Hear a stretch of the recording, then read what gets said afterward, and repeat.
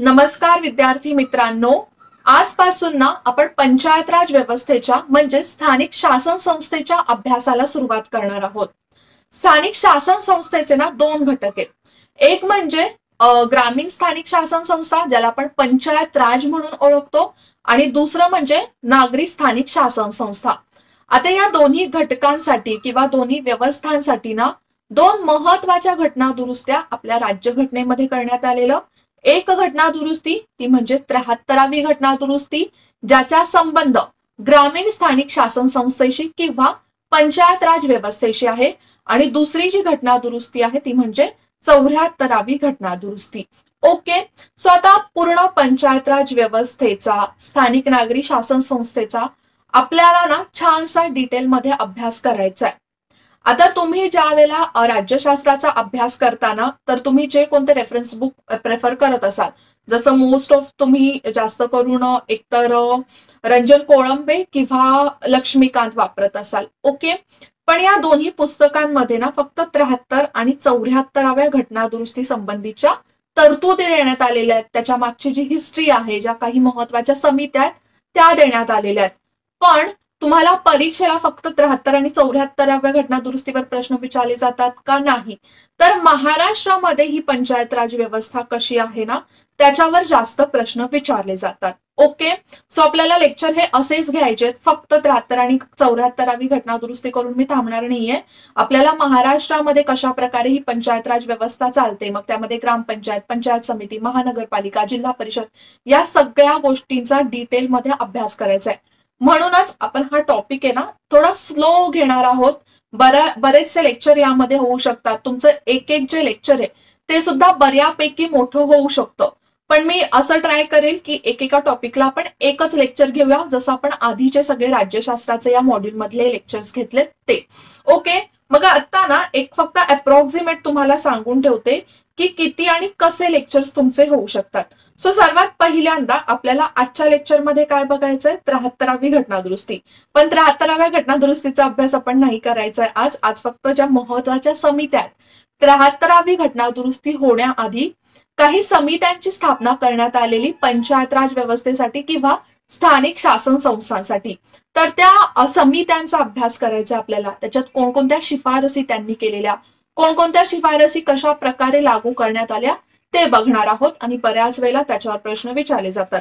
जर तुम्ही मागच्या वर्षीचे किंवा आधीचे कोणते क्वेश्चन पेपर उचलून बघितलात तर त्यामध्ये तुम्हाला एक आयडिया येईलच की कशा प्रकारे प्रश्न विचारले जातात। त्याच्यानंतर मग आता 73व्या घटना दुरुस्तीने काय काय आपल्या घटनेमध्ये ऍड करण्यात आलं, कोणकोणत्या तरतुदी नवीन करण्यात आल्या, मग त्याची जी कलम आहेत बऱ्याच वेळेला त्याच्या जोड्या लावांवर प्रश्न विचारले जातात, ते आपण बघणार आहोत। ओके, त्याच्यानंतर आता 73वी घटना दुरुस्ती कशाशी संबंधित आहे, ग्रामीण स्थानिक शासन संस्थेची म्हणजेच पंचायत राज व्यवस्थेशी। सो आपण 73व्या घटना दुरुस्तीतल्या तरतुदी समजून घेतल्यानंतर आपण महाराष्ट्रामध्ये पंचायत राज व्यवस्था काम कशी करते, म्हणजे स्पेसिफिकली फक्त ग्रामीण स्थानिक शासन संस्था कशी काम करते ते बघूया। मग त्याच्यामध्ये ग्रामपंचायत, पंचायत समिती आणि जिल्हा परिषद येते। ओके, सो मग एकतर आपण एकाच लेक्चरमध्ये हे सगळं घेऊया किंवा कदाचित 2 लेक्चर्स होऊ शकतात, कारण त्यामध्ये भरपूर अशा गोष्टी आहेत ज्याच्यावर आयोग प्रश्न विचारतं। ठीक आहे, जसं निवडणुका, सरपंच उपसरपंचाची निवडणूक, मग त्यांचा राजीनामा, पात्रतेच्या अपात्रतेच्या अटी, कालावधी या सगळ्यांवर प्रश्न विचारले जातात। प्लस आपल्या महाराष्ट्रामध्ये ग्रामपंचायतीसाठी त्याचबरोबर जिल्हा परिषदेसाठी 2 वेगवेगळे कायदे आहेत आणि त्या कायद्यातल्या तरतुदींवर सुद्धा प्रश्न विचारले जातात। ओके, आणि त्याच्यानंतर मग आपण 74व्या घटना दुरुस्तीकडे वळूया। आणि 74वी घटना दुरुस्ती तुम्हाला समजायला एवढं कठीण जाणार नाहीये, कारण की ज्या तरतुदी 73व्या घटना दुरुस्तीमध्ये ऑलमोस्ट बऱ्यापैकी त्याच तरतुदी 74व्या घटना दुरुस्तीमध्ये फक्त त्यातली जी कलम आहेत ती तुम्हाला लक्षात ठेवायची। ओके, आणि 74वी घटना दुरुस्ती ही नागरी स्थानिक शासन संस्थेशी संबंधित आहे। मग त्याच्यानंतरच्या लेक्चरमध्ये आपण ज्या नागरी स्थानिक शासन संस्था आहेत, नगरपालिका, नगरपंचायत, महानगरपालिका, अजून त्याच्यामध्ये कटक मंडळ येतं, या सगळ्यांचा अभ्यास करायचा आहे। ओके, सो सुरुवातीला एक तुम्हाला मी ओव्हरव्ह्यू दिलाय की आपल्या पंचायत राज व्यवस्थेचा जो अभ्यास आहे तो कसा असणार आहे, बरेचसे लेक्चर्स याच्यामध्ये होतील आणि प्रत्येक लेक्चर नीट लक्ष देऊन बघा, थोडंसं मन लावून बघा, बऱ्याचशा गोष्टी यामध्ये तुम्हाला समजतील आणि परीक्षेला भरपूर प्रश्न विचारले जातात पंचायत राज व्यवस्थेवर. तुम्हाला राज्यसेवेसाठी सुद्धा पंचायत राज महत्वाचं आहे. त्यानंतर तुमच्या कंबाईन एक्झामसाठी तर आहेच, पण कंबाईन एक्झाम नंतर STI, PSI नाहीतर ASO यांच्या जे तुमच्या मेन्स एक्झाम आहेत ना, तर मेन्सचे थोडेसे क्वेश्चन पेपर चाळून बघा.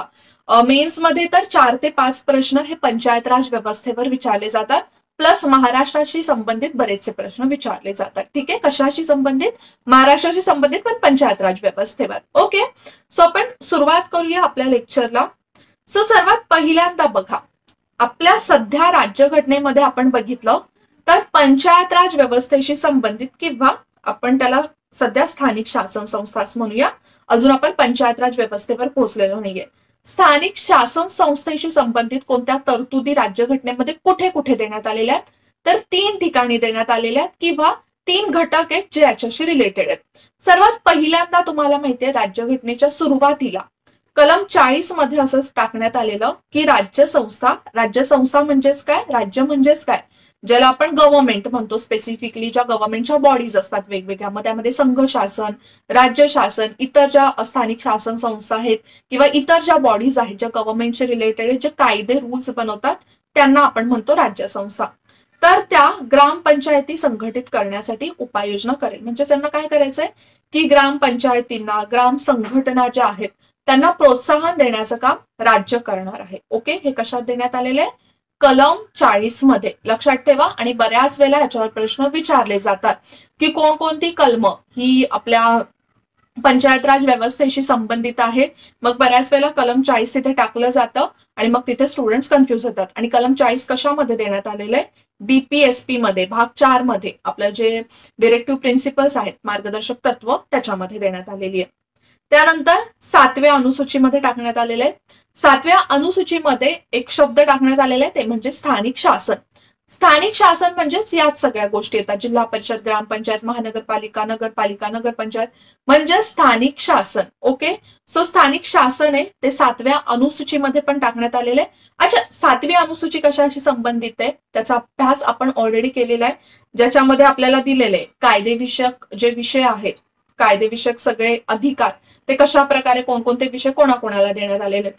जसं संघ सूचीमध्ये, केंद्र सूचीमध्ये केंद्राने करायचे कायदे आहेत ते विषय आहेत, राज्य सूचीमध्ये राज्याने करायचे कायदे, आणि त्यानंतर समवर्ती सूची ज्याच्यामध्ये दोन्ही मिळून कायदे करू शकतात. मग स्थानिक शासन हा जो विषय आहे तो राज्य सूचीमध्ये टाकण्यात आलेला आहे, म्हणजे राज्याच्या अधिकार क्षेत्रामध्ये टाकण्यात आलेला आहे. याच्यावर STI 2018 मध्ये आय थिंक एक रिकामी जागा विचारण्यात आलेली की 7व्या अनुसूचीमध्ये स्थानिक शासन हा विषय डॅश सूचीमध्ये टाकण्यात आलेला आहे, तर तो कोणत्या सूचीमध्ये आहे, राज्य सूचीमध्ये. ठीक आहे, मग आता हे 2 घटक तर ऑलरेडी होते, राज्याला कायदे बनवण्याचा अधिकार होता. पण आपल्या देशामध्ये ना, जर आपण ग्रामीण भाग बघितले किंवा स्थानिक शासन आहे ते खूप महत्वाचं आहे, ते योग्य पद्धतीने चालणं गरजेचं आहे. जर स्थानिक गोष्टींचा विकास व्हायचा असेल तर स्थानिक शासन हे स्ट्रॉंग असलं पाहिजे.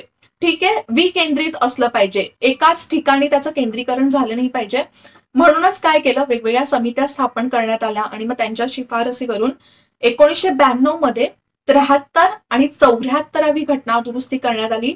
त्याच्यानुसार 2 भाग, 2 अनुसूची ऍड करण्यात आल्या आणि त्यानुसार मग स्थानिक शासन संस्थेला आपल्याकडे घटनात्मक दर्जा देण्यात आला.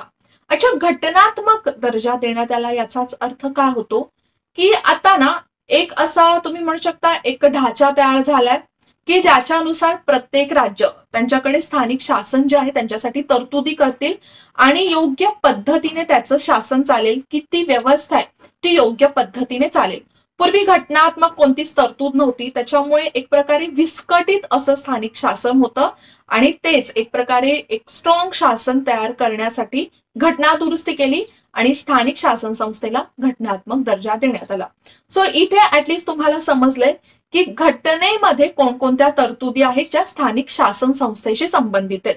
मग इथे या स्थानिक शासन संस्था, तुम्ही नागरी स्थानिक शासन संस्थेशी जर तुम्ही बघितलं तर 73वी घटना दुरुस्ती आणि 7व्या अनुसूचीमध्ये, आणि कलम 40 आपण बघितलं तर स्पेसिफिकली ग्रामपंचायतीशी संबंधित आहे. ओके, सो या सगळ्या गोष्टी तर आहेत, घटनात्मक तरतुदी आहेत, घटनात्मक दर्जा आता स्थानिक शासन संस्थेला देण्यात आलेला आहे. पण स्थानिक शासन संस्थेला घटनात्मक दर्जा देण्याच्या आधी 73 आणि 74वी घटना दुरुस्ती होण्याआधी एक भला मोठा ऐतिहासिक बॅकग्राऊंड या स्थानिक शासन संस्थेला लाभलेला आहे. त्यावर बऱ्याच वेळेला आयोगाने प्रश्न विचारलेले आहेत. जर सुरुवातीला आपण बघितलं ना, तर स्थानिक शासन संबंधित एक समिती स्थापन करण्यात आलेली, ते म्हणजेच गुलजारीलाल नंदा समिती. काय तर गुलजारीलाल नंदा समिती. गुलजारीलाल नंदा तर तुम्हाला माहितीच असतील. तर त्यांच्या अध्यक्षतेखाली एक समिती स्थापन करण्यात आलेली. कलम 40 मध्ये जी काही मार्गदर्शक तत्व आपल्याला दिलेलं आहे, त्या मार्गदर्शक तत्वाचा अभ्यास करण्यासाठी ही समिती स्थापन करण्यात आली.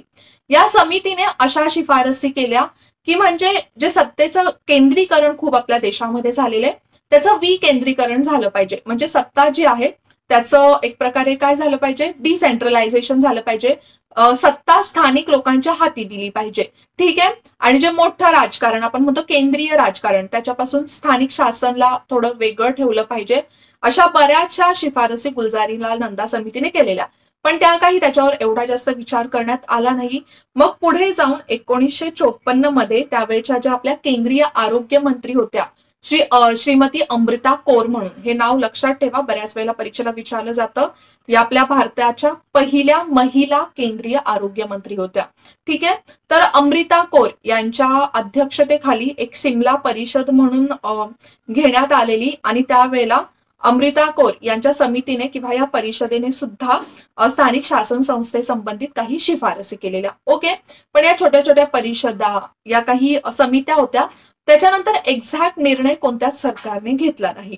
पण मग पुढे एक महत्वाची समिती स्थापन करण्यात आली, ती 1957ला. कधी तर 1957ला ही समिती होती, ती म्हणजेच बलवंतराय मेहता समिती. ही खूप महत्वाची समिती आहे. स्थानिक शासन संस्थेबद्दल, पंचायत राज संस्थेबद्दल बऱ्याचशा महत्वाच्या शिफारशी या समितीने केल्या. ओके. पण बघा परीक्षेला ना प्रश्न काय विचारला जातो की जी ही समिती होती बलवंतराय मेहता समिती, ती का स्थापन करण्यात आलेली. आता या समितीला असं काही एक्झॅक्टली सांगितलं नव्हतं की स्थानिक शासन संस्थेबद्दल कोणती दुरुस्ती करण्यात आली पाहिजे का, किंवा कोणत्या तरतुदी करण्यात आल्या पाहिजेत का, नाही. तर ही समिती माहितीये का स्थापन करण्यात आलेली, 2 योजना किंवा 2 स्कीम्स अशा होत्या ज्या आपल्या सरकारने त्याच्या आधी सुरू केलेल्या. त्यातली एक योजना होती, एक कार्यक्रम होता, ते म्हणजे समुदाय विकास कार्यक्रम. कोणता कार्यक्रम, तर समुदाय विकास कार्यक्रम, जो 1952ला सुरू करण्यात आलेला, आणि त्याच्यानंतर राष्ट्रीय विस्तार सेवा, जो 1953ला सुरू करण्यात आलेला. तर या दोन्ही कार्यक्रमांचा आढावा घेण्यासाठी, त्याच्यामध्ये काही बदल करता येतील का, त्याच्यासाठी ही समिती स्थापन करण्यात आलेली, बलवंतराय मेहता समिती. या डेट्स भरपूर महत्वाच्या आहेत, आणि सदस्यांची नावं सुद्धा, त्यावर सुद्धा मल्टीलायनर्स मध्ये आयोगाने प्रश्न विचारलेले आहेत. स्थापना झालेली या समितीची 16 जानेवारी 1957ला. त्यांनी त्यांचा अहवाल सादर केला 24 नोव्हेंबर 1957. ओके. जास्त वेळ घेतलेला नाहीये, लगेचच अहवाल सादर केलेला आहे. सदस्य त्याच्यामध्ये होते बीजी राय, डीपी सिंग आणि ठाकूर फुलसिंग.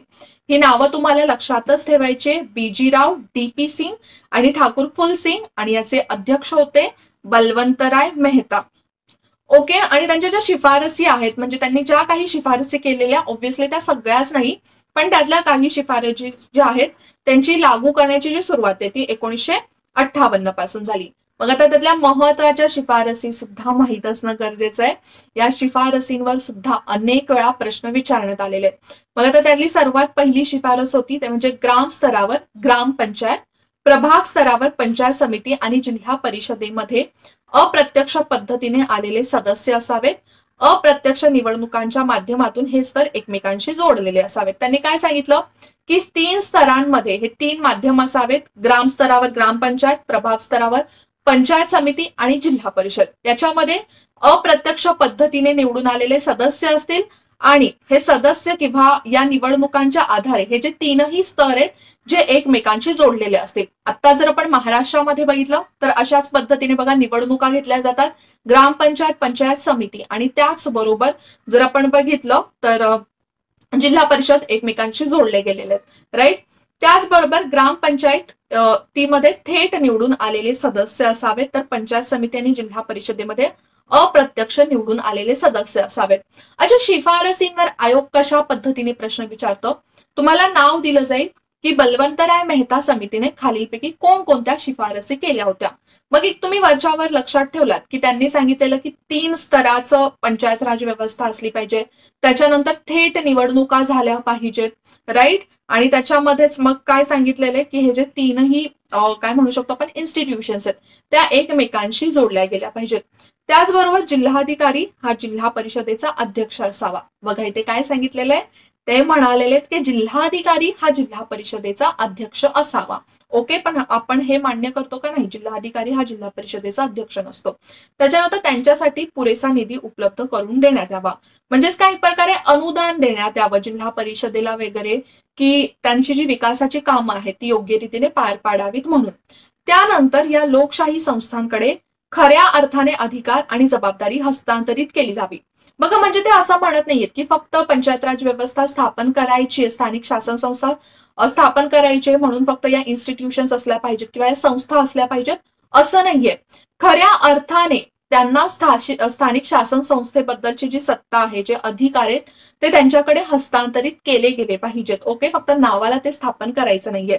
त्यानंतर जिल्हा परिषदेमध्ये पंचायत समिती अध्यक्ष, लोकसभा आणि विधानसभा सदस्य असावेत. ठीक आहे, तर हे सुद्धा त्यांनी सांगितलं. लोकसभा आणि विधानसभेचे सदस्य म्हणजेच काय, तर खासदार आणि आमदार यांना सुद्धा जिल्हा परिषदेमध्ये सदस्यत्व मिळावं असं ते म्हणाले होते. त्यानंतर ग्रामसेवक हा ग्रामपंचायतीचा विकास सचिव असावा हे तेच म्हणाले, आणि न्यायपंचायतीची सुद्धा स्थापना करावी. न्यायपंचायतीची स्थापना म्हणजेच काय, तर गावातला जो काही न्याय निवाडा आहे तो या न्यायपंचायतीमध्येच केला जाईल. ओके, सो या काही ज्या महत्वाच्या तरतुदी आहेत त्या त्यांनी सांगितल्या. आणि ते काय म्हणाले की एक महसूल सुद्धा ग्रामपंचायतींना मिळालं पाहिजे. जसं जे पूर्ण इन्कम असेल पंचायत समितीतलं जे पूर्ण इन्कम असेल त्याचा 3/4 भाग, पूर्ण इन्कम मधला 3/4 भाग हा ग्रामपंचायतींना मिळावा अशी शिफारस सुद्धा त्यांनी केली होती. ओके, सो बऱ्याचशा आपण आता ह्या शिफारसी बघितलेल्या आहेत. या शिफारसी लक्षात ठेवा. त्यांनी सांगितलं की 3 स्तरांमध्ये हे स्थानिक शासन असलं पाहिजे. जिल्हाधिकारी हा जिल्हा परिषदेचा अध्यक्ष असला पाहिजे. त्यांना योग्य ते अनुदान मिळालं पाहिजे. त्याचबरोबर सगळे जे अधिकार आहेत ते त्यांच्याकडे हस्तांतरित केले पाहिजेत. महत्वाचे अधिकार जे आहेत ते त्यांच्याकडे हस्तांतरित केले पाहिजे. न्यायपंचायतीची स्थापना केली पाहिजे. अशा बऱ्याचशा महत्वाच्या शिफारसी त्यांनी केल्या. आणि मग आता त्यांनी शिफारसी तर केल्या, त्या शिफारसीकडे त्यावेळेच्या काँग्रेस सरकारने चांगलं लक्ष दिलं आणि 1958 पासून या शिफारसी लागू करायला सुरुवात झाली. मग पंचायत राज जी पद्धत आहे ती स्थापन करणारं राजस्थान हे पहिलं राज्य ठरलं आणि 2 ऑक्टोबर 1959 ही डेट तुम्हाला लक्षात ठेवायची, खूप महत्वाचे. 2 ऑक्टोबर काय आहे, तर 2 ऑक्टोबरला महात्मा गांधी, लाल बहादूर शास्त्री यांची जन्मतिथी असते. आणि त्याच दिवशी 1959 नागौर जिल्ह्यात, कुठे तर राजस्थानमध्ये नागौर जिल्ह्यात पंतप्रधानांनी, त्यावेळेचे पंतप्रधान कोण होते आपले, पंडित जवाहरलाल नेहरू, तर यांनी तिथे या योजनेचं उद्घाटन केलं. म्हणजे पहिली पंचायत राज व्यवस्थेची स्थापना ही कोणत्या राज्यात झालेली आहे, राजस्थानमध्ये नागौर जिल्ह्यामध्ये. ही नावं, ही डेट लक्षात ठेवायची आहेत तुम्हाला.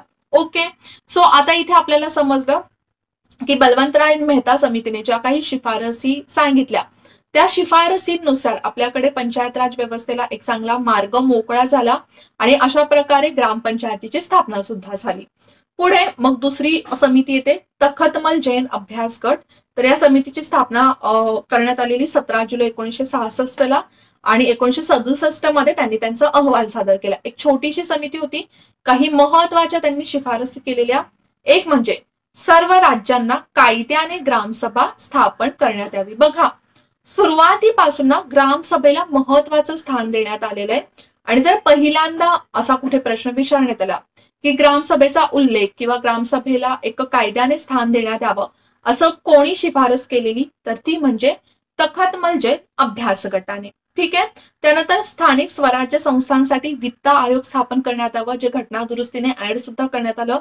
देखरेख, नियंत्रण, विकास विषयक कामांसाठी जिल्हाधिकारी यांना मुक्त करावं आणि स्थानिक स्वराज्य संस्था ही यंत्रणा सुसज्ज करण्यात यावी. म्हणजेच यांनी काय सांगितलं की स्थानिक स्वराज्य संस्थांना जास्त अधिकार द्यावे, जास्त स्ट्रॉंग बनवावं, त्यांच्यासाठी एक वित्त आयोग सुद्धा स्थापन करण्यात यावं आणि महत्वाचं म्हणजे ग्रामसभेला या अभ्यास गटाने स्थान दिलेलं.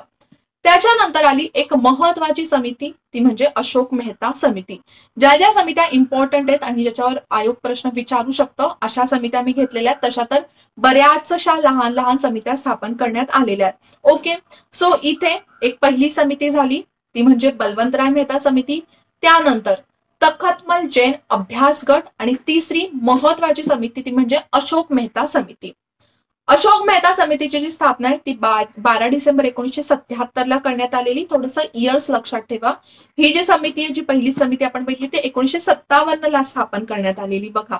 त्याच्यानंतरची जी अशोक मेहता समिती आहे ती स्थापन करण्यात आलेली 1977 ला. त्यांनी त्यांचा अहवाल जो आहे तो 21 ऑगस्ट 1978 ला सादर केला. त्यांनी 232च्या आसपास शिफारसी केल्या आणि त्यांचे सदस्य सचिव होते SK राव. ओके, सदस्य सचिव एवढं नाही लक्षात ठेवलं तरी सुद्धा चालेल. आता त्यांच्या शिफारसी बघा कशा वेगळ्या होत्या बलवंतराय मेहता समितीच्या शिफारसींपेक्षा. बलवंतराय मेहता समितीने काय सांगितलं की 3 स्तरांमध्ये पंचायत व्यवस्था असली पाहिजे. तर इथे अशोक मेहता समिती काय म्हणाली की पंचायत राज प्रणालीमध्ये ही जी पद्धत आहे ती द्विस्तरीय असावी. त्रिस्तरीय पद्धत ही काढून टाकण्यात यावी आणि ही जी पद्धत आहे ती द्विस्तरीय असावी. त्यांनी काय म्हटलं की जिल्हा स्तरावर जिल्हा परिषद असावं आणि त्याखाली 15 ते 20 हजार एकूण लोकसंख्या असलेल्या खेड्यांच्या गटाची मंडळ पंचायत असावी. ओके, ते काय म्हणाले की मंडळ पंचायत असली पाहिजे आणि त्याचबरोबर जिल्हा स्तरावर जिल्हा परिषद असली पाहिजे. बघा आता पण आपण आपल्या देशामध्ये बघितलं ना, महाराष्ट्रामध्ये तरी त्रिस्तरीय पंचायत व्यवस्था आहे, पण बरेचसे असे राज्य आहेत की तिथे फक्त द्विस्तरीय पंचायत व्यवस्था आहे. का? आता त्याचं महत्वाचं रिझन आहे ते म्हणजे तिकडे लोकसंख्या कमी आहे. ओके, ते आपण घटना दुरुस्तीमध्ये बघणारच आहोत की त्या संबंधित कशी तरतूद देण्यात आलेली आपल्या घटनेमध्ये. त्याचबरोबर ते म्हटले की पंचायतीच्या निवडणुकांमध्ये सर्व स्तरांवर राजकीय पक्षाचा अधिकृत सहभाग असावा. काय म्हणाले की राजकीय पक्षाचा अधिकृत सहभाग असावा. जरी आता इथे स्थानिक शासन संस्थेबद्दल आपण म्हणतोय तरी सुद्धा तिथे राजकीय पक्ष सुद्धा सहभाग घेतील असं ते म्हणाले. आणि कर आकारण्याचा अधिकार अनिवार्यपणे देण्यात यावा. म्हणजे ज्या सगळ्या पंचायत संस्था आहेत त्यांना कर आकारण्याचा अधिकार सुद्धा देण्यात यावा, म्हणजे ऍटलीस्ट स्वतःचा खर्च ते स्वतः भागवू शकतात. जसं आपण बघितलं की बलवंतराय मेहता समितीने काय सांगितलं की त्यांना एक योग्य प्रकारे आर्थिक सहकार्य अनुदान देण्यात यावं, पण तिथेच इथे अशोक मेहता समिती काय म्हणते की त्यांनी स्वतःचा कर स्वतः आकारला पाहिजे.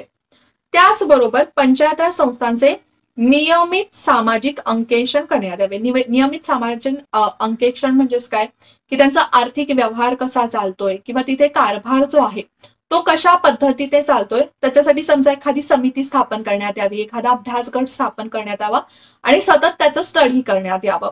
त्यानंतर जिल्हा स्तरावरील संस्थेने नियमितपणे सामाजिक परीक्षण करावं. न्याय पंचायती विकास पंचायतीपासून वेगळ्या ठेवण्यात याव्या. ठीक आहे, आता सुरुवातीला आपल्याला काय सांगितलेलं बलवंतराय मेहता समितीने की न्यायपंचायती स्थापन करण्यात याव्या, पण त्या एक प्रकारे ग्रामपंचायतीचाच भाग असतील.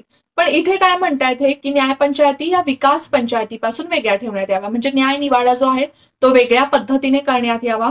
त्यानंतर राज्य विधिमंडळामध्ये पंचायत राज मंत्री म्हणून नेमणूक करण्यात यावी. ओके, म्हणजेच काय कदाचित त्यांचं असं म्हणणं असेल की राज्य मंत्रिमंडळामध्ये एक पंचायत राज मंत्री असेल तर पंचायत राज व्यवस्थेसंबंधीच्या ज्या वेगवेगळ्या गोष्टी आहेत त्या मंत्रिमंडळामध्ये मांडता येतील. ओके, पण आता जर आपण बघितलं तर पंचायत राज व्यवस्थेला तसंही खूप महत्व प्राप्त झालेलं आहे. त्यानंतर अनुसूचित जाती आणि अनुसूचित जमातींसाठी त्यांच्या म्हणजे त्या राज्याच्या लोकसंख्येप्रमाणे जागा राखीव ठेवण्यात याव्या. सो ही तरतूद तर तशीही आपल्या घटना दुरुस्तीमध्ये ऍड करण्यात आलेली आहे. अनुसूचित जाती अनुसूचित जमातींसाठी त्या राज्याच्या लोकसंख्येप्रमाणे प्रत्येक राज्याने ज्या जागा आहेत, ज्या राखीव जागा आहेत त्या ठरवलेल्या आहेत. इनफॅक्ट त्याच्यामध्ये आता महिलांचा समावेश सुद्धा झालेला आहे. ओके, सो या ज्या सगळ्या तरतुदी आहेत त्या सांगितलेल्या आहेत अशोक मेहता समितीने. आपल्याला बघा बऱ्याच ठिकाणी असं बघायला मिळेल की बलवंतराय मेहता समितीने ज्या शिफारसी केलेल्या त्याच्या काही प्रमाणामध्ये वेगळ्या किंवा काही अपोजिट डिरेक्शन मध्ये त्यांच्या शिफारसी आहेत. जसं बलवंतराय मेहता समितीने काय सांगितलं की त्रिस्तरीय पंचायत संस्था असावी, त्यांनी सांगितलं अशोक मेहता समितीने द्विस्तरीय असावी. ठीक आहे, जसं अशोक मेहता समितीने हे पण सांगितलं की त्यांना कर आकारण्याचा अधिकार देण्यात यावा, ते बलवंतराय मेहता समितीने सांगितलेलं नव्हतं. प्लस अशोक मेहता समितीने हे सुद्धा सांगितलं की अनुसूचित जाती आणि अनुसूचित जमातींसाठी राखीव जागा असल्या पाहिजेत. सो बघा हे जे काही ना काहीतरी नवीन ज्या गोष्टी निघून येतात ना ते आपल्याला वेगवेगळ्या अभ्यास गटांमधून अशा वेगवेगळ्या समितींच्या अभ्यासावरूनच समजतं.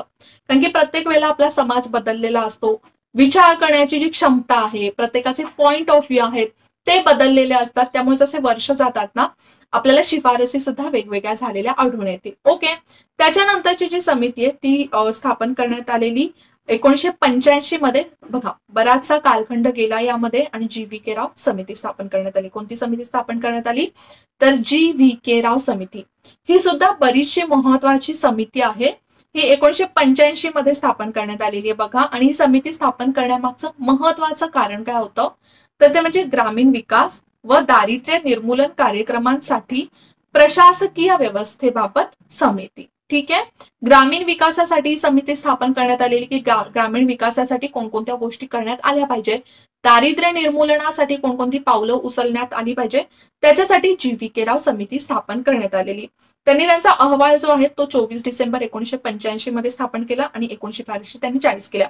बघा, आता तुम्हाला ना, जसं सुरुवातीला मी तुम्हाला सांगितलं की बलवंतराय मेहता समिती आहे, ती काही योजना होत्या, समुदाय विकास कार्यक्रम वगैरे, तर त्या योजनांच्या अभ्यासासाठी करण्यात आलेलं. मग तिथे तुम्ही म्हणाल मॅम पंचायत राज व्यवस्थेशी त्यांचा संबंध का आला? पंचायत राज व्यवस्थेची त्यांचा संबंध आहे का? कारण की ग्रामीण विकासाशी संबंधित त्यांनी शिफारसी केल्या ना, आणि त्या प्रत्येक शिफारसींमध्ये त्यांनी सांगितलेले की ग्रामीण विकासाला महत्व देण्यासाठी सत्तेचं विकेंद्रीकरण होणं गरजेचं आहे, त्या स्थानिक शासन संस्था स्थापन करणं गरजेचं आहे. ओके, त्यामुळे पंचायत राज व्यवस्थेशी त्यांचा संबंध येतो. आता जी.व्ही.के. राव समिती जी आहे ती सुद्धा ग्रामीण विकासाशी संबंधित आहे, राईट. मग त्यांनी काय काय शिफारसी केलेल्या, त्यातल्या काही महत्वाच्या शिफारसी मी तुम्हाला सांगते. एक म्हणजे लोकशाही विकेंद्रीकरणाच्या योजनेमध्ये जिल्हा स्तरावरील जिल्हा परिषद ही संस्था अत्यंत महत्वाची. ते काय म्हणाले, आता बघा, सुरुवातीला जेव्हा बलवंतराय मेहता समितीने शिफारस केली, त्याच्यानंतर संस्था स्थापन झाल्या, पंचायत राज व्यवस्था स्थापन झाली. बऱ्याचशा राज्यांनी स्वतःच्या राज्यांसाठी त्यांना जसं वाटेल त्याप्रमाणे पंचायत राज व्यवस्था स्थापन केली. काही राज्यांना असं वाटलं की आपल्याकडे द्विस्तरीय पंचायत राज व्यवस्था असावी, तर त्यांनी तशी केली. काही राज्यांना वाटलं त्रिस्तरीय असावी, जसं महाराष्ट्रामध्ये सुरुवातीपासून त्रिस्तरीय पंचायत राज व्यवस्था आहे, ज्यावेळी महाराष्ट्राची स्थापना झाली. ओके, त्याच्यानंतर आपण बघितलं तर काही राज्यांमध्ये चतुस्तरीय सुद्धा पंचायत राज व्यवस्था होती. म्हणजे कुठेही आपल्याला असं सिमिलॅरिटीज सुद्धा आढळून येत नव्हत्या. जसं जसं प्रत्येक राज्याला वाटेल त्याप्रमाणे पंचायत राज व्यवस्थाची स्थापना केली जात होती, ती व्यवस्था सांभाळली जात होती. आणि कुठेही आपण म्हणू शकतो की एकरूपता नव्हती, योग्य पद्धतीने त्या गोष्टी ज्या आहेत, ज्या योजना आहेत पंचायत राज व्यवस्थेच्या, त्या चालत नव्हत्या. आणि म्हणूनच या संस्था स्थापन कराव्या लागत होत्या. मग यांनी काय म्हटलं की जे लोकशाही विकेंद्रीकरण आपण करतोय, ओके, ते ठीक आहे, पण कोणत्या संस्थेला महत्व देण्यात आलं पाहिजे त्याच्यामध्ये? जर आपण प्रत्येक राज्याचं त्यावेळेला बघितलं ना, तर काही जे आहेत ते पंचायत समितीला महत्व देत होते, काही राज्यात जिल्हा परिषदेला महत्व देत होते. ओके, म्हणजे मग महत्वाची संस्था कोणती? तर ते जे.व्ही.के. राव समिती काय म्हणाली की महत्वाची संस्था त्याच्यामध्ये असणारे जिल्हा परिषद, जे आता 3 टियर सिस्टम आहे, तर त्याच्यामधली सर्वात टॉपची संस्था असणारे जिल्हा परिषद. त्याचबरोबर ग्रामीण विकास कार्यक्रमाचे नियोजन, अंमलबजावणी आणि देखरेख याबाबत जिल्हा आणि त्या खालच्या स्तरावरील पंचायत राज संस्थांना महत्वाची भूमिका देण्यात यावी. म्हणजेच ते काय म्हणाले की केंद्राकडून वगैरे ज्या बघा ग्रामीण विकास कार्यक्रमाचे नियोजन करण्यात येईल, त्याची अंमलबजावणी करण्यात येईल, तर त्याची अंमलबजावणी करण्याची एक प्रकारे रिस्पॉन्सिबिलिटीज आहेत ना, तर या पंचायत राज व्यवस्थेच्या संस्थांवर टाकून द्या आणि त्यांना त्यांची महत्वाची भूमिका पार पाडू द्या, असं ते म्हणाले. जसं आत्ताची आपण पंचायत राज व्यवस्था बघितली तर अशाच पद्धतीने काम करते ना. जरी केंद्राकडून कोणती योजना राबवली जात असेल तरी ती त्याची अंमलबजावणी करण्याची जबाबदारी कोणाची असते? या संस्थांचीच असते, राईट ना. जर जिल्हा परिषदेमध्ये आपण बघितलं तर जिल्हा परिषद ते काम करत असते. जर तुम्ही शहराकडे गेलात तर नागरी शासन संस्थांमध्ये ती एक महत्वाची जबाबदारी असते. त्यानंतर प्रभावी विकेंद्रित जिल्हा नियोजनासाठी नियोजन संस्थांकडे ती जे अधिकार आहेत ते हस्तांतरित करण्यात यावे. त्याचबरोबर जिल्हा विकास आयुक्तांचे पद निर्माण करण्यात यावे. त्यांनी एक महत्वाची शिफारस केली की विकासासाठी एक जिल्हा विकास आयुक्तांचं पद निर्माण करण्यात यावं. आणि प्लस ते असं सुद्धा म्हणाले की ज्या निवडणुका त्या नियमित झाल्या पाहिजेत. बघा निवडणुका सुद्धा त्यावेळेला नियमित होत नव्हत्या, कारण की त्याच्यामध्ये त्या संबंधित काही तरतूद, स्ट्रॉंग तरतूद नव्हती ना आपल्याकडे. राज्य पाहिजे तशा या संस्था चालवत होतं. मग ते काय म्हणाले, ज्या निवडणुका आहेत, जशा लोकसभेच्या वगैरे निवडणुका होतात, विधानसभेच्या निवडणुका होतात, त्याचप्रमाणे पंचायत राज व्यवस्थेसाठी सुद्धा योग्य पद्धतीने निवडणुका झाल्या पाहिजेत. त्याच्यासाठी सुद्धा राज्य निवडणूक आयोग असलं पाहिजे, अशी शिफारस JVK राव समितीने केली. ठीक आहे. त्याच्यानंतर डॉक्टर LM सिंघवी समिती आली 1986 मध्ये. लोकशाही आणि विकासासाठी पंचायत राज संस्थांच्या मजबूतीकरणासाठी समिती. बघा स्पेसिफिक डॉक्टर LM सिंघवी या समितीची स्थापना यासाठीच करण्यात आली की पंचायत राज संस्थांसाठी त्यांनी शिफारसी कराव्यात. मग त्यांनी काय काय शिफारसी केल्या, खूप महत्वाच्या शिफारसी या संस्थेने केल्यात. सर्वात पहिली शिफारस तर त्यांनी हेच केली की पंचायत राज व्यवस्थेला घटनात्मक दर्जा द्या. घटनात्मक दर्जा द्या याचाच अर्थ काय की घटनेमध्ये त्याच्यासाठी तरतुदी करा, अशी शिफारस करण्यात आली. त्यानंतर पंचायत राज संस्थांना जास्त वित्तीय साधने प्राप्त करून द्या. वित्तीय साधने का प्राप्त करून दिली पाहिजेत, कारण की विकास ग्रामीण भागाचा झाला पाहिजे ना. मग त्याच्यासाठी वित्तीय साधने या पंचायत राज संस्थांना उपलब्ध करून द्या. ग्रामपंचायतींचं अस्तित्व टिकवण्यासाठी खेड्यांची पुनर्रचना करण्यात यावी. ओके, म्हणजे खेडे एक प्रकारे पुनर्रचित करण्यात यावे, योग्य प्रकारे विभागणी करण्यात यावी असं ते म्हणाले. आणि खेड्यांसाठी न्याय पंचायती स्थापन करण्यात याव्या. गाव स्तरावरील ग्रामसभेचे गठन करून त्यांना जास्तीत जास्त अधिकार देण्यात यावे. काय सांगितलं, ग्रामसभेमध्ये जास्तीत जास्त अधिकार देण्यात यावे. अच्छा, ग्रामसभा म्हणजे काय, तसं तर त्याचा अर्थ आपण पुढे समजून घेणारच आहोत. ग्रामसभा म्हणजेच काय की गावातले जे सगळे प्रौढ व्यक्ती असतात, आता इथे प्रौढ म्हणजेच काय, ज्यांचं वय 18 पेक्षा जास्त आहे, ते सगळे व्यक्ती ग्रामसभेमध्ये एकत्रित येतात, गावासाठी चांगले विकास योजना आखतात, महत्वाचे डिसिजन्स घेतात आणि डिस्कशन्स पण होतात वेगवेगळ्या विकास योजनांवर. मग अशा ग्रामसभांना जास्तीत जास्त अधिकार देण्यात यावे असं ते म्हणाले. आणि जर सध्या आपण बघितलं तर आपल्या घटनेमध्ये ग्रामसभेला महत्व देण्यात आलेलंच आहे आणि बऱ्याचशा ज्या महत्वाचे निर्णय ते ग्रामसभेमध्ये घेतले जातात. त्यानंतर ग्रामपंचायती स्वयंपूर्ण व्हाव्यात यासाठी त्यांना वित्तीय साधनांची तरतूद करण्यात यावी. वित्तीय साधनांची तरतूद म्हणजेच काय, एक प्रकारे त्यांना टॅक्सेस वगैरे गोळा करण्याचा अधिकार देण्यात यावा अशी त्यांनी शिफारस केली. म्हणजेच बघा डॉक्टर LM सिंघवी यांनी जी शिफारस केली त्यामध्ये बऱ्याचशा महत्वाच्या शिफारसी होत्या, ज्याची एक वाटचाल मग चालली ते म्हणजे घटनात्मक दर्जा देण्याच्या बाबतीत. तसं सर्वात पहिल्यांदा त्यांनी सांगितलं घटनात्मक दर्जा देण्यात यावा, न्याय पंचायती स्थापन करण्यात यावी, त्याचबरोबर त्यांना वित्तीय जे साधनं आहेत त्यांची तरतूद करण्यात यावी की त्यांना ऍटलिस्ट स्वतःचा कर वगैरे गोळा करतील आणि विकासाचे कार्यक्रम सुद्धा ते करू शकतात. ठीक आहे, ओके. सो आता इथपर्यंत झालं. ज्या काही महत्वाच्या आपण आता समित्या बघितल्या त्या सगळ्या महत्वाच्या आहेत, परीक्षेच्या दृष्टीने सगळ्या महत्वाच्या आहेत. त्यातल्या महत्वाच्या शिफारसी पण मी तुम्हाला सांगितल्या आणि त्यातून आयोग प्रश्न विचारत असतं. बघा मी थोडंसं लेक्चर कदाचित फास्ट वाटत असेल, पण खूप गोष्टी घ्यायच्या आहेत. आणि लेक्चर बघा असं नाहीये की मी उगाच एक्स्ट्रा पॉइंट्स घेते किंवा काही कमी पॉइंट्स करून सांगते, त्याच गोष्टी सांगते ज्या तुम्हाला परीक्षेसाठी महत्वाच्या ठरणार आहेत. त्यामुळे मी सुरुवातीपासून सांगते की एक एक पॉइंट लक्ष देऊन बघा. बऱ्याच वेळेला काय होतं, स्टुडंट्स काय करतात, लेक्चर लेंदी असेल ना तर तुम्ही एकतर खूप फास्ट फॉरवर्ड मध्ये बघतात, तुम्हाला फास्ट फॉरवर्ड मध्ये स्पीड वाढवून बघण्याची गरज नाहीये, तसं पण मी थोडं जास्त स्पीड मध्ये बोलते. आणि प्लस स्किप करून करून बघतात, पुढे ढकलून ढकलून ढकलून बघतात, तर तसं करणं तर पूर्णपणे चुकीचं आहे. तुम्ही ज्या वेळेला ऑफलाईन क्लासमध्ये असता त्यावेळेला तुम्ही टीचर्सना वगैरे फास्ट फॉरवर्ड करू शकता का, नाही करू शकत. त्यामुळे मग इथे का फास्ट फॉरवर्ड करता, लेक्चर मधला प्रत्येक पॉइंट हा महत्वाचा असतो. कोणताही पॉइंट जर मिस झाला तर तिथे नुकसान तुमचंच आहे. आणि मी फक्त माझ्या लेक्चर बद्दल किंवा तुम्ही अभ्यास करताय त्याबद्दल नाही बोलते. कोणतीही इन्फॉर्मेटिव्ह लेक्चर तुम्ही जर बघत असाल तर ट्राय करत जा की कोणताही पॉइंट स्किप करायचा नाहीये. जसं आता मी कधी कधी इन्व्हेस्टमेंट रिलेटेड वगैरे व्हिडिओज बघते, तर त्या व्हिडिओज बघता बघता जर मी कोणताही पॉइंट जर स्किप केला तर कदाचित मला शेअर्स मधला तो पॉइंट समजणार नाही, मग ते चुकीचं होईल ना. त्याच्यामध्ये नुकसान कोणाचं आहे, माझंच आहे. मग अभ्यासाच्या बाबतीत सुद्धा तसंच आहे. जर कोणताही तुमचा एकही पॉइंट स्किप झाला तर तुम्हाला एकतर परीक्षेला त्याचा आन्सर येणार नाही, किंवा जर कॉन्सेप्ट बेस्ड असला तर तुम्हाला पुढचा टॉपिक आहे तो नीट समजणार नाही. राईट. स्वतः आपण ज्या महत्वाच्या समित्या त्या घेतलेल्या आहेत. कोणकोणत्या समित्या आपण बघितल्या, सर्वात पहिला आपण बघितली गुलजारीलाल नंदा समिती, त्याच्यानंतर आपण एक शिमला परिषद बघितलं ज्याच्यामध्ये अमृता कौर या अध्यक्षा होत्या. त्याच्यानंतर बलवंतराय मेहता समिती, तखतमल जैन अभ्यास गट, त्याच्यानंतर अशोक मेहता समिती, LM सिंघवी समिती, राईट. तर ह्या काही महत्वाच्या समित्या त्यांचा आपण अभ्यास केलेला. आणि अजून JVK राव समिती. ओके. सो समित्यांच्या शिफारसीवरून ना असे बरेचसे सरकार आले, 3-4 सरकारांमध्ये प्रयत्न झाले की पंचायत राज व्यवस्थेला घटनात्मक दर्जा देण्यात यावा. ओके. मग आता हे प्रयत्न कोणी कोणी कधी कधी केले त्याच्यावर सुद्धा मल्टी लायनर्स मध्ये प्रश्न विचारले जातात की कधी कधी कोणी प्रयत्न केले आणि काय झालं पुढे त्या बिलचं. ओके.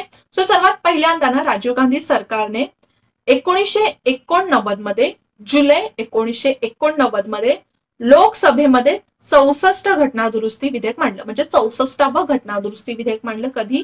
तर जुलै 1989 मध्ये. मग आता या शिफारसी तर सगळ्या समित्यांनी केल्या.